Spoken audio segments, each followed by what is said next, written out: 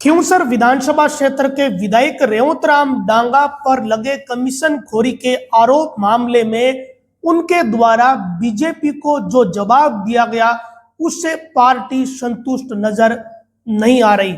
दरअसल बीजेपी के प्रदेश अध्यक्ष मदन राठौड़ ने आज मीडिया के सामने ये बात कही कि रेवतराम डांगा ने नोटिस का जो जवाब दिया है उससे वो संतुष्ट नहीं है।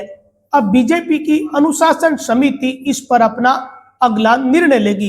एक तरीके से ये नजर आ रहा है कि रेवतराम डांगा के सामने काफी मुश्किलें हैं। हो सकता है कि बीजेपी रेवतराम डांगा के खिलाफ कोई बड़ी कार्रवाई भी कर दे। आपको याद है तो एक अखबार में रेवतराम डांगा सहित 3 विधायकों का स्टिंग ऑपरेशन हुआ था, जिसमें रेवतराम डांगा पर विधायक कोष का बजट जारी करने की एवज में 40% का कमीशन मांगने का आरोप लगा था। अखबार में जब ये खबर छपी तो पूरे राजस्थान में तहलका मच गया। अब इसके बाद भारतीय जनता पार्टी के प्रदेश अध्यक्ष मदन राठौड़ ने रेवतराम डांगा को नोटिस देकर 3 दिन के भीतर जवाब मांगा। रेवतराम डांगा ने भी तय समय में अपना जवाब दे दिया, लेकिन मदन राठौड़ आज जब दिल्ली से जयपुर आए और बीजेपी की अनुशासन समिति के अध्यक्ष ओंकार सिंह लखावत से उन्होंने मुलाकात की। इस दौरान रेवतराम डांगा ने जो जवाब दिया उसके बारे में मदन राठौड़ को अवगत कराया गया, और जब वो जवाब पढ़ा गया तो उसके बाद मीडिया के सामने बातचीत में मदन राठौड़ ने कहा कि वो रेवतराम डांगा के इस जवाब से संतुष्ट नहीं है। अगर बीजेपी के प्रदेश अध्यक्ष डांगा के जवाब से संतुष्ट नहीं है तो इससे अंदाजा लग सकता है कि आगामी दिनों में बीजेपी डांगा के खिलाफ क्या कार्रवाई कर सकती है, और बाकी के विधायकों को इसके जरिए एक बीजेपी बड़ा मैसेज दे सकती है। अब रेवतराम डांगा के खिलाफ भारतीय जनता पार्टी कोई कार्रवाई करेगी या नहीं करेगी, इसका निर्णय लेगी बीजेपी की अनुशासन समिति, और इस अनुशासन समिति के अध्यक्ष है ओंकार सिंह लखावत। बीजेपी ने नोटिस दे दिया, रेवतराम डांगा ने जवाब दे दिया। अब निर्णय लेना है अनुशासन समिति को।